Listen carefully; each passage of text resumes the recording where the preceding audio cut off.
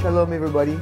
So today I have a topic that is a little controversial. I want to talk about the mark of the beast. Are you at risk? I want to discuss the meaning of the mark of the beast. Now the mark of the beast, it's not just a Hollywood creation to generate ticket sales. It is a real mark for real people that will tragically affect our world in the not so distant future. This being said, what is the mark of the beast? And more importantly, who will take it and what will be their fate for taking it or not taking it?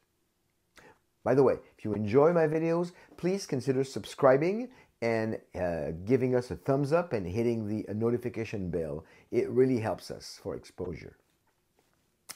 So the mark of the beast is definitely a very intriguing issue in all of Bible prophecy.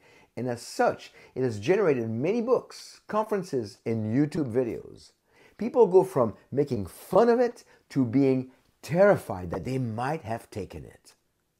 I believe that, like everything else, moderation is key and that we should seek solid ground rooted in scriptures to explain the mark of the beast. The Bible speaks of that mark with most details in Revelation 13, 16 through 18. Excuse me. And I quote, "And he causes all, the small and the great, and the rich and the poor, and the free men and the slaves, to be given a mark on their right hand or on their forehead. And he provides that no one will be able to buy or to sell except the one who has the mark, either the name of the beast or the number of his name. Here is wisdom. Let him who has understanding calculate the number of the beast, for the number is that of a man, and his number is 666. Close quote. That's probably the most detailed passage in all of the Bible in Revelation 13. It is important to understand that the beast is the Antichrist, and it's critical to understanding his mark and his destructive agenda, as we see in Revelation 13. He will be under the authority of the dragon, Satan, in Revelation 13, 2 through 4. He is also the little horn of Daniel 7, 7 through 8, and 20 through 25.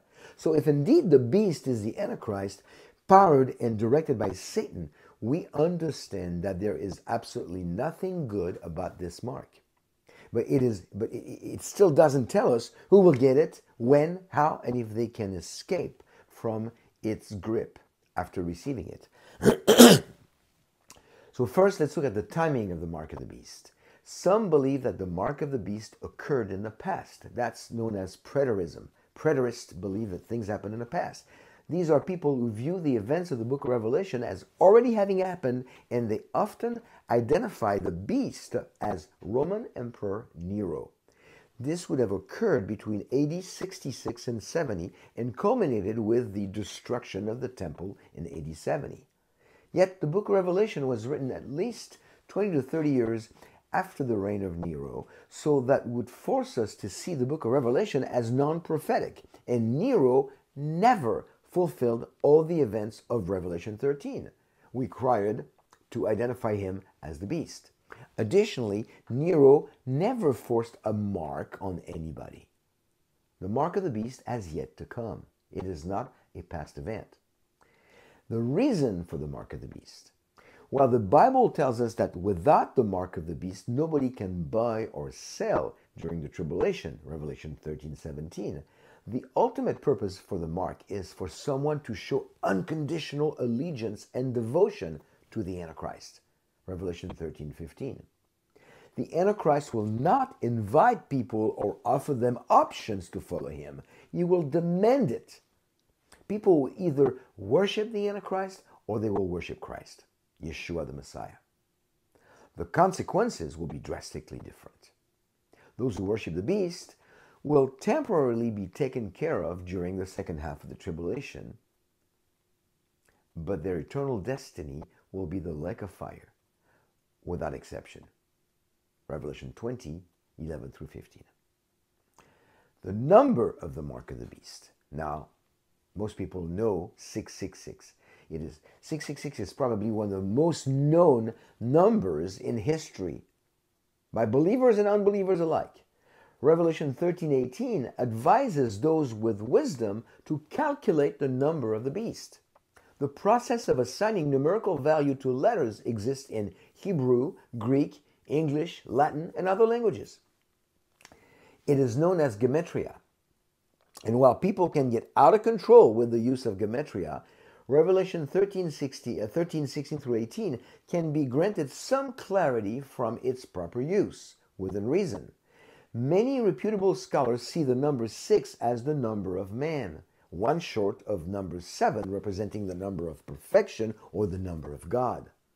As powerful as the Antichrist will be, and he will be powerful, at the peak of his power, he will always remain just a man controlled by Satan, but under the control of the perfect God of the universe, no matter what. He will only be allowed to do what God allows him to do.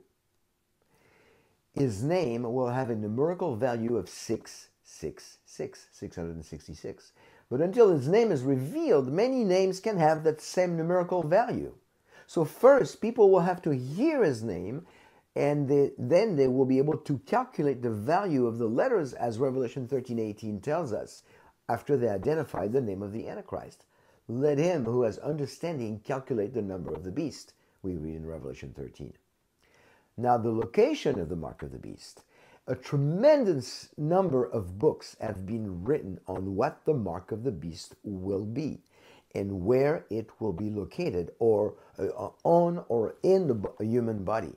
People continue to speculate on the topic. For decades, people have conjectured on the possibility for the mark of the beast to be an under-the-skin microchip implant, or an ID card, or even recently, a vaccine. While the exact nature of this mark cannot be determined with certainty with what the Bible reveals to us, we know a few details about it. Revelation 13:16 says that the mark will appear on their right hand or on their forehead. It never mentions under the skin or within the body of a person. Incidentally, the Hebrew scriptures also use the word mark similarly to the way it is used in Revelation 13. And I quote, "The Lord said to him, go through the midst of the city, even through the midst of Jerusalem, and put a mark on the foreheads of the men who sigh and groan over all the abominations which are being committed in its midst." And that's from Ezekiel chapter 9, verse 4. The Greek word used in Revelation 13:16 is epi, meaning upon or on, never inside or within or under. The mark will be on the right hand or on the forehead. That's guaranteed from what the Bible tells us. Now, the recipients of the mark of the beast, who are they? Now, considering that a variety of people have worried about receiving the mark of the beast in some way or another for a very long time, it would be helpful to narrow down who will actually receive the mark. Since the mark of the beast is a future event taking place during the tribulation, nobody will be at risk of receiving it prior to that 7-year period of time on earth. And it really doesn't come into effect until the Antichrist demands to be worshipped as God at the midpoint of the tribulation, the abomination of desolation. The identity of the Antichrist will be revealed after the rapture of the church, 2 Thessalonians 2 and 3, when he signs a peace treaty with Israel, as we read in Daniel 9:26-27. People will choose to take the mark of the beast so that they can survive in a world where the entire economy is based on acceptance or refusal of that mark. Part of taking the mark of the beast will be total allegiance to and worship of the Antichrist. Those who refuse the mark by trusting Yeshua will most likely die as tribulation martyrs, but will also have their destiny sealed, secured in God's presence because of their loyalty to Yeshua. Now, finally, the finality of the mark of the beast. Well, no one can receive the mark of the beast until the middle of the 7-year tribulation. Receiving it has dire consequences. It marks the point of no return for that individual who will willingly reject Yeshua and worship the beast. His identity and the exact way that the mark will be displayed are still unknown, but the result of taking the mark is very clear, as seen in Revelation 14, 9 through 11. And I quote, "Then another angel, a third one, followed them, saying with a loud voice, If anyone worships the beast in his image and receives a mark on his forehead or on his hand, he also will drink of the wine of the wrath of God, which is mixed in full strength in the cup of his anger. And he will be tormented with fire and brimstone in the presence of the holy angels and in the presence of the Lamb. And the smoke of their torment goes up forever and ever. They have no rest day and night, those who worship the beast and his image, and whoever receives the mark of his name." This is a clear warning that that worshiping the beast and taking the mark is irreversible. The mark of the beast is to be feared if you are not part of the family of God. And if you will end up finding yourself left behind and suffer through the 7-year tribulation. Even then, not taking it is the best outcome, because your death, as a result of rejecting Antichrist and the mark of the beast and trusting Yeshua, will result in eternity in God's presence. Taking the mark of the beast will bring social and economic benefits in days of global havoc, but they will be short-lived, and the end result will be eternal damnation with no relief in a lake of fire and brimstone.